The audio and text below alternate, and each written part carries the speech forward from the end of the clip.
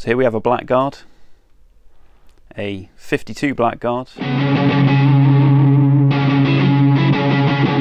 Welcome back. We're at Gardiner Houlgate auction rooms with another consignment update for our next auction on the 5th, 6th and 7th and 8th of September 2023. Today we're going to be looking at approximately 15 guitars that are coming up in the sale that have recently been consigned. They've just come in over the last week, and we will even look at some amplification as well, and maybe a few effects pedals. So not just guitars today, because we do offer things that cater for the entire guitar market. So we'll look at some of those in a bit. We'll mix it up a little bit, but we will get straight into it because as you all know, it's getting close to the deadline now. The consignment deadline is actually the 4th of August, so we're getting close. We've got a couple of weeks left to race to the end until we publish the full catalogue. So the full catalogue will be online mid to late August. So please do look out for that. We do have previews going on our website at guitarauctions.com. So have a look there, follow us on our socials just to see what we've got coming up. So yeah, some cool things coming in, bit of a mixed bag. We haven't got a 58V this week, sorry. It's here. It's here. But I think you saw enough last week, and we will be featuring that again. And of course, do check back nearer the time of the sale because we'll have lots of video demos as well. Our very accomplished player Jack Kendrew, who is 100 times the player I am, but yeah, so he'll be back with some demos. But let's have a look. So first of all, we have a PRS guitar. What are PRS guitars, Chris? They're very nice. What are they described as? What are they described as? Incredibly versatile. Incredibly versatile. So a lot of people always describe PRS guitars as very versatile, but I don't know why they're necessarily more versatile than any other guitar. The H Strat, that's very versatile, especially with coil splitting. But what do you think is the most versatile guitar? Why don't you comment and let us know? You've got a couple of PRS guitars, haven't you, CJ? I do, and do you know what? One of them is very versatile. There you go. Because humbuckers and coil tap. There we go. They are great though. You know, in general, the build quality is fantastic. Yeah, so but you joke, but yeah, they are, I don't need to tell you guys out there how good in general the build quality are. I actually don't think, or I can't recall there being a specific period like other manufacturers where PRS quality has been bad. So always very consistent. This is the McCarty Hollowbody, the one without the piezo. Obviously we've got the hardtail Hollowbody design. Yeah, that's a nice thing. Isn't it a 10 top as well? 1999, got the 10 top there. We do have a little chip on the head. These things happen. This is consigned by a local gentleman. Yeah, literally lives around the corner in Corsham where we are, and he's hoping to sell this and fund an O-sized acoustic. So if you've got an O-sized acoustic that you want to sell, we've got a buyer. Yeah, no, he's put this in there because he's looking to buy a nice acoustic. But there we go. Nice thing. So here we have a Blackguard, a 52 Blackguard, but it's not a Fender. It's a Nash. These are amazing guitars. It reminds me a lot of my Bar Hertelli, actually, the Fender 52. Same look, apart from not relict. But I really like guitars with big necks, which this has. So it's based on a 52.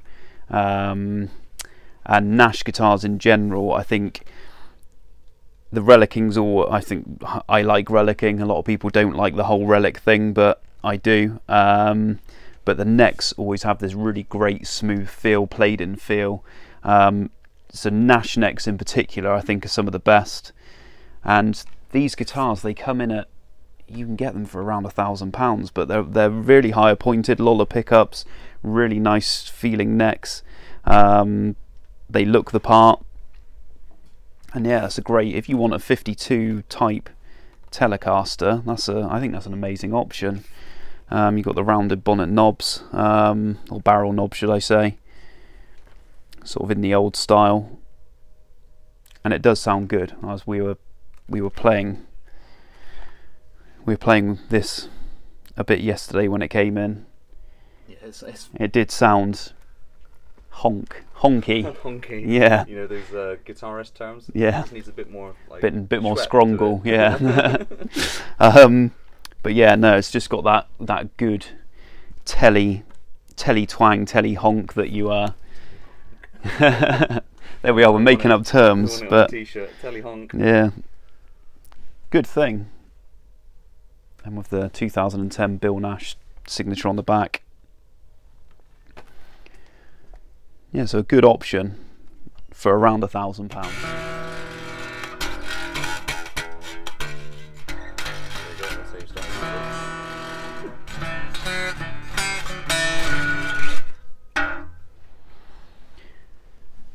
So this is something very different. We've never had one before. There'll be a lot of you who are familiar with this guitar though. It is the Hooky Pro 6 by Eastwood. So Peter Hook signature. So it's a six string bass basically, and they're really well made. So this is the first we've had and the first I've seen. They're based on the sheer gold design. Peter Hook sold his sheer gold bass at another auction, yeah, years ago, and it sold for a lot of money. I think a six-figure sum. Correct me if I'm wrong, but I'm pretty sure it did. So yeah, it's the Hooky bass, made by Eastwood, amazing quality, made in Korea, but Eastwood guitars designed. And again, this came in yesterday, and we were playing it, and it sounds huge, and it plays really well as well. I think the good thing about it is the string spacing works on this, whereas a lot of other six-string bass guitars I don't think work that well. It was like some of the Fender bass 6, for example, I think the spacing between the strings is a little bit too narrow to comfortably play, but this is spaced really well. I mean, I'm not a bassist, but I'm a guitarist, but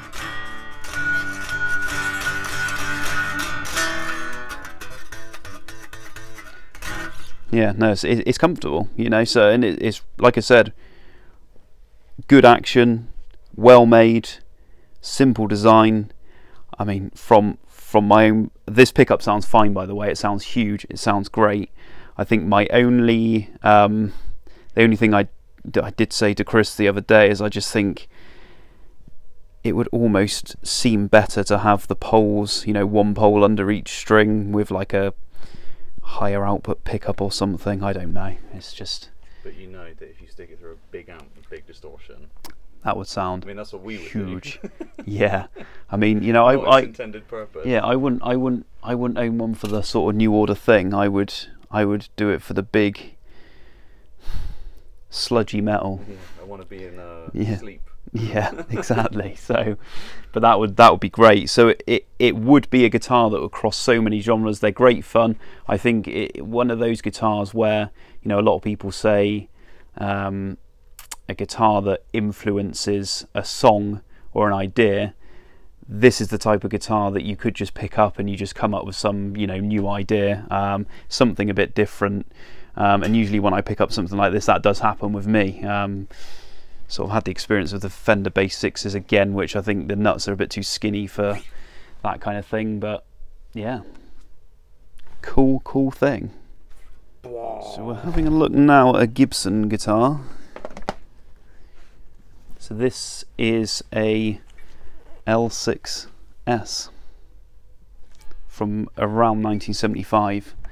The pots have been changed, so we couldn't date it exactly, but the serial does put it at sort of 70, 74, 75. It's quite a wide range, isn't it? Yeah, it is a wide range, but we're pretty sure it's a 75. These knobs have been replaced. The jack's been replaced. The jack's been replaced as well.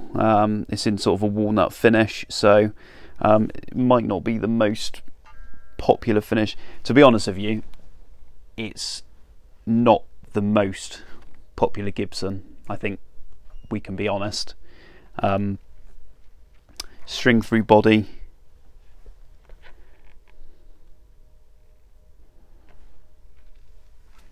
Yeah, it's something a bit different within the Gibson guitar thing. If you haven't got one in your collection and you like to collect various Gibson models, then you know it is a good thing. Sounds good. It plays well. I mean, the nut width is a bit slim for some, but yeah, an interesting thing. Decent Grover tuners. Won't be for everyone, but there will be lots of you out there who would like something like this. So we're sticking on the theme of Gibson here. So it's quite funny, we had a comment in the last video we did that every Gibson seems to be, you know, my favourite one. Well, we had an RD, a V and an Explorer in the last video, and they are my 3 favourite Gibson models. The Les Paul, very controversial, but I'm not a massive fan of them, to be honest with you. I don't, because I'm more of a bedroom guitarist these days than being out on the road. I play a lot sat down, and they just sit in too far for me, because my first ever Gibson was a V, so when you sit down it straddles your leg and you play quite far out, so I got very used to that, and when I played a Gibson Les Paul I just couldn't do it. And I like things that are a bit different, and when you see everyone playing a Les Paul, it yeah, turns me away. But anyway, Les Paul, I do still like them in the, you know, their aesthetic and what they've done for, you know, the guitar world, and you appreciate the design. But this is a Les Paul Traditional. This one's from 2008. So the Traditional, for those of you who don't know, features a bigger neck profile, so you know, more in line with I guess the traditional 58, 59 Les Pauls. So you get a bigger neck than the standard, and they're also not weight relieved. So a weight relieving thing that came in, you know, certainly within this period, upset a lot of purists. But it's still not too heavy, you know, regardless of the non-weight relief body. So there we have a gold top Les Paul Traditional from 2008.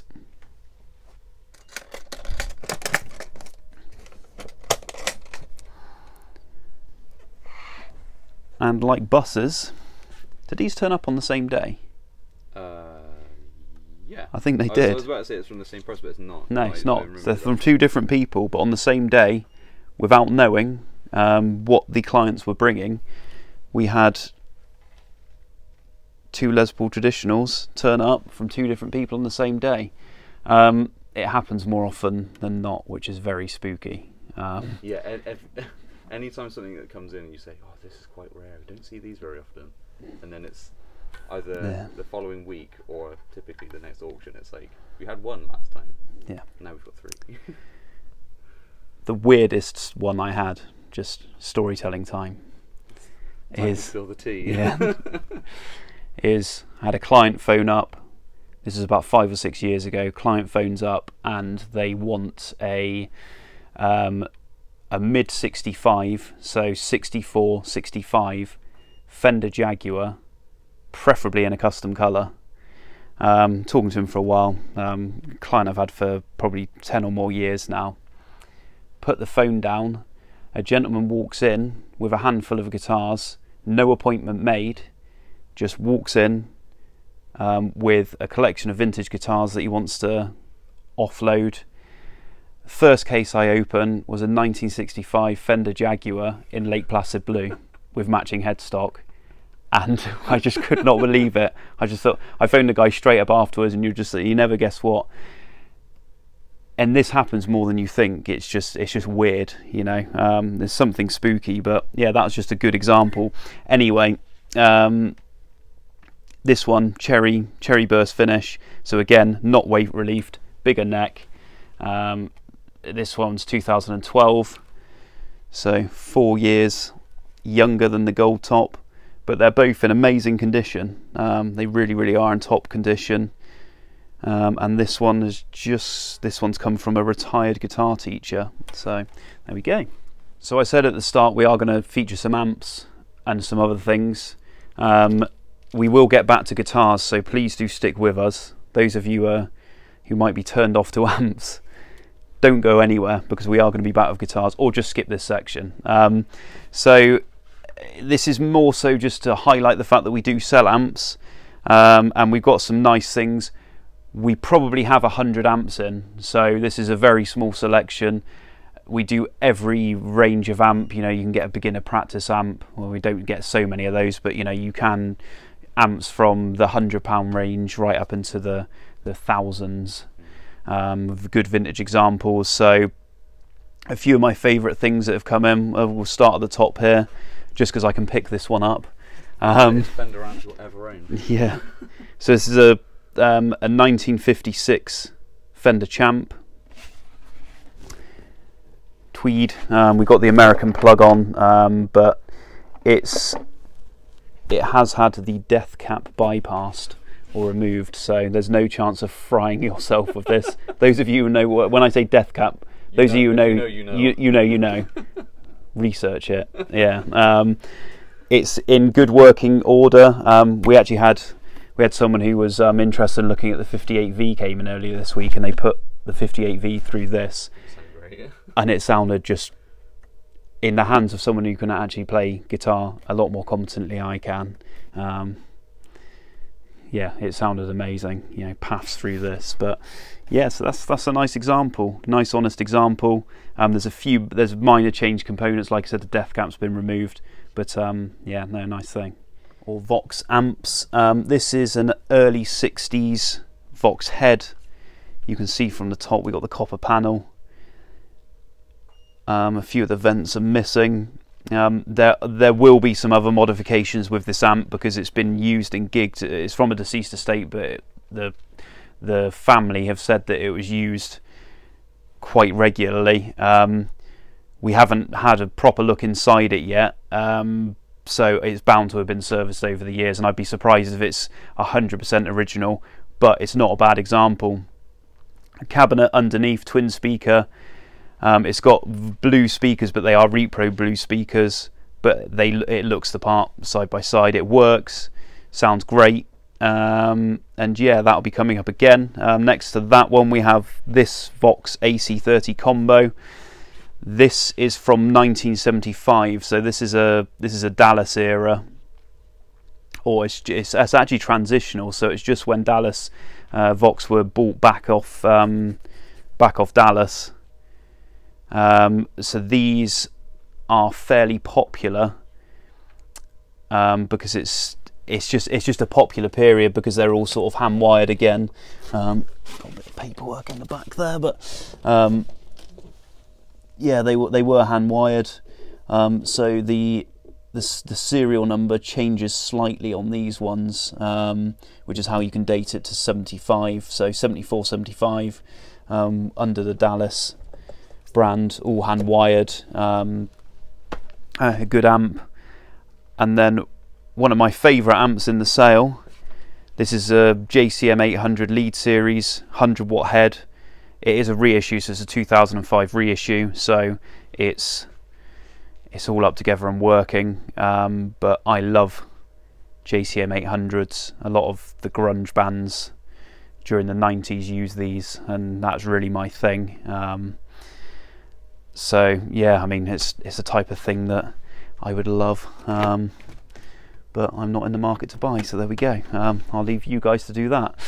So yeah, a good JCM 800 Marshall, and that's just a small pick of what we've got. We've got quite a few other nice 70s Marshalls, and other various Marshalls in the sale. And we've got some nice Fender amps. I think we've got a Selma Zodiac twin 50 or 30 from the 60s.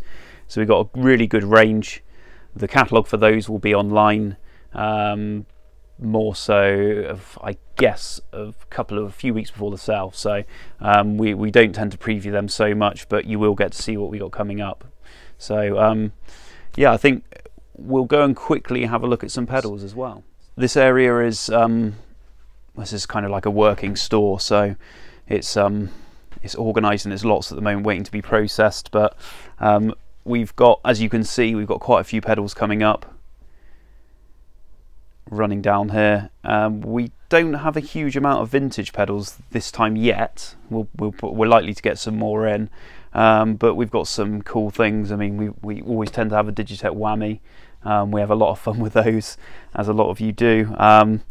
Brian May Red Special, they don't come up that often. I've probably only had 2 or 3 of those in the last few years. And then we got the Digitech Jimi Hendrix, so you can sound like your favourite artists. A couple of Thorpe effects, which I think on the whole are, I mean, they're always pretty great. Yeah, they're nearly new and boxed, but Thorpe doesn't need any introduction. Makes some incredible pedals, some of the most durable pedals as well. But they are some fantastic things. A Line 6 Helix HX multi effects in a box. We got a couple of nice Japanese 80s Boss pedals. Got the SD1 there. These have become quite collectible now. They always seem to be going up in value. The pedal market's amazing at the moment. But there's another 80s CE2. I think they're around 1982, those ones.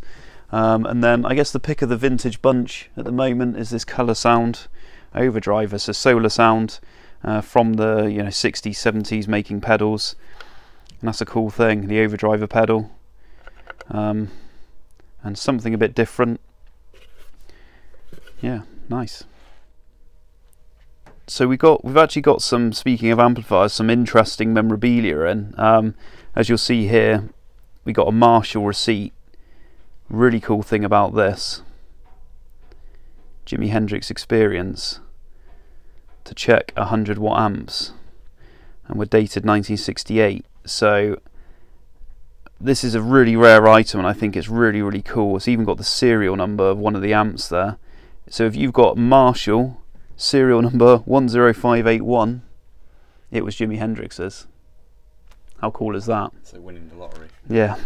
Everyone's going to go and check their Marshall last night. I'm sure it's in a collection already somewhere. But so this is a private collection of Jimi Hendrix memorabilia. We've actually got Noel Redding's passport there. Mad, really. One of my favourite pieces is well, we got a few nice things. So this was a concert. The concert programme for Jimi Hendrix with Pink Floyd and the Move, Amen Corner, the Nice, but we've got the ticket for the Colston Hall there for the same concert. Colston Hall's probably was one of our, now the Bristol Beacon of course, one of our local venues to hear, not being far from Bristol. We've got a sketch that Noel Redding did during his time in the Experience. He thinks, late 60s. In fact, it says 68 there. Right, it's called Autographs, which includes Mitch Mitchell. But the cream of the crop is this really rare Jimi Hendrix fan club card, which you just don't see many of these. I've only ever seen one other. So I don't really know how rare they are, but I can't really find many records of them. But this is signed to the member Carol by Jimi Hendrix and Mitch Mitchell. So it's an incredibly rare item, and that will be coming up in our memorabilia sale. So yeah, keep an eye out for those. So we'll have a look at an acoustic guitar. This is it'll be a lesser known maker to the masses, but I'm sure those of you who follow acoustic guitars will know. So this is a Mossman, and this is the Flint Hills model, which is, I guess, it's the most well-known model from Mossman.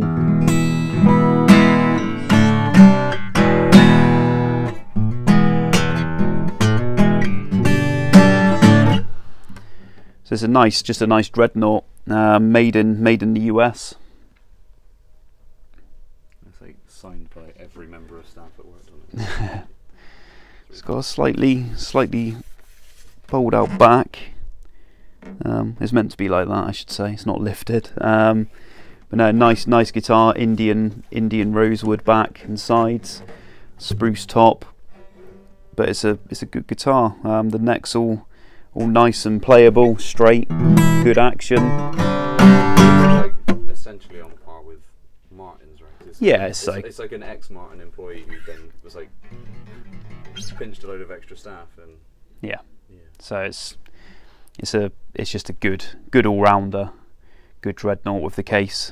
It's a period case. It's probably an original case, but yeah, no, that's a good acoustic if you want something. Again, it's the equivalent to Martin, Gibson dreadnoughts of the period. This will just come in at a more favourable price bracket because essentially you're not paying for the brand. So have a look out for that if you're after a decent dreadnought acoustic. This is a 1980 made in Japan Ibanez artist range. This is the AS100. It has had some coil switch added, so they're not original, but we think the pickups were replaced with something else. The coil switch is added, but the pickups put back in. But these are just superb quality guitars. You know, the 355 thing. It's obviously had some different. These are the original tuners, but it's had some different tuners on at some point. But this is a really good 335 equivalent. These come in, I guess, including fees, they come in at £700–800 usually. So then they're not astronomically expensive. You know, good mid-range price guitars. And they are fantastic instruments. You know, really nice thing. So I said last week that I wasn't the biggest fan of Hofner guitars, but I like the basses, and we did feature the Senator bass in the last video, which I was informed at the time we have two of. So 2 Hofner Senator basses. Again, walked in on the same day, amazingly. But the one guitar, there are a couple of guitar models I do like. You know, it's not just one, but this is one of the models that I do like quite a lot. It's the Verithin, just because they work well. You know, they're always comfortable to play once set up properly. This one is a bit ropey, does need a bit of work. We've got a bit of damage around the head. But the reason I'm featuring this one mainly is because it is the stereo version, which you don't see that often. This does also need some work on the neck pickup. The bridge pickup's working fine. But yeah, stereo version. So it's a bit different. You don't see the stereo version of the Verithin that often. It does need a little bit of TLC, but it's a cool guitar. It will be from around 63 from memory. So 1963 Hofner Verithin with stereo. This is a 1935 National Duolian in the Duco Frost finish. That's worn quite a lot. I just thought it would be quite cool to feature something that is nearly 90 years old. Yeah. Is that 1935? So yeah. Fast math. 88. Yeah, 88 years old. Duolian model, one of the more known models. We actually sold Bucker White's Duolian. In fact, I think we have it over there on the pull-up banner. Sold for 93,000, and that was a few years ago. That was a really great journey selling that. Speaking to a lot of fascinating people, including the owner, who was a personal friend of Bucker White's. So this is like I said, a 1935 National Duolian. and it's in, I think it's in fair condition for its age, considering it's been played and used. Well, I mean, it's, you know, it's closer to 100 years old than anything. So to be honest with you, just the fact that it still plays without much issue is something, you know. They do have this big chunky V profile neck, so they're not really prone to much bending. I mean, I have seen them in the past go, but yeah, looks okay. The action's good. The only big condition issue that I can see with it is this isn't right. So these holes have been drilled in for some reason. I do wonder whether there was some pickup that was put in there, some screws, and then maybe some poles put through. It does make me wonder what's going on there, but that's not original. I mean, I've never seen it before anyway. Correct me if I'm wrong, but that would be my opinion on that. But yeah, the Duco finish is worn away slightly, but on the back you can see it there, this frost finish. It's a cool thing. So it looks fantastic, doesn't it? Yeah, it's got patina, good patina, good mojo. It's seen a life. The stories that could tell in its 88-year life. Yeah, and I'm sure it will still be going in 88 years' time. So talking about guitars that come in like buses, we had, a couple of weeks ago, we featured a big collection of 50 guitars, so go and have a look back at that if you haven't already. A single owner collection of about 50 guitars. There's some cool stuff in that. Really cool stuff. And there was a Gibson Chet Atkins CEC, which is the wider nut classical model. And I rarely see them, any Chet Atkins model Gibson, I rarely see them at all. And then we have one in this cell, and another one comes in. But this is actually the CE model. So the other one was in cherry. So this is a natural finish one, single owner from new from 1990. But it has the slightly skinnier nuts. It's about 3mm in it, I think. So it's more for, I guess, for non-classical players, basically. So you've got a thinner nut, but you get the classical guitar kind of idea, nylon strung. But it's just in great condition. One very careful owner, hasn't abused it. And there's a nice thing with the original case. I think it's got the tags as well. Yeah, nice thing, bit different. And we have two. So you have the option of the more classical one, or the more, I guess, traditional, yeah, traditional nut width. So this is the last guitar we're featuring today, or this week. This is a 1970s Gibson J45 Deluxe. From this period, these guitars can be very hit and miss.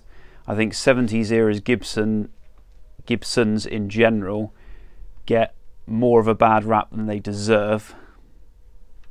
Because yeah, they just do for some reason. I think the electrics in general, I've played a lot of very, very good 70s Gibson Les Pauls, for example.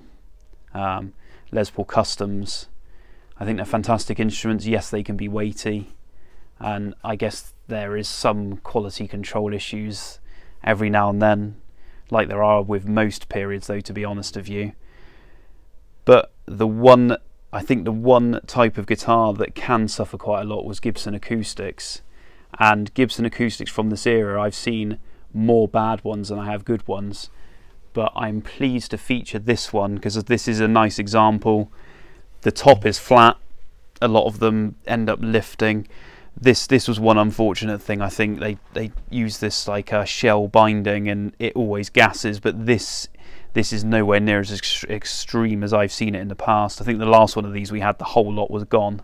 But you know, the action is good, and it doesn't really feel like it needs a neck reset like a lot of them can do. So it's in good condition, you know. This actually came in from the same guy as the Gibson Chet that we've just seen. So careful owner, but good sound, good big sound classic Gibson sound, or dreadnought sound. Nut width not as wide as the earlier 60s ones, which won't be a favourable feature, but it is a good example considering what some of them can be like. So I think that's a nice thing to finish on.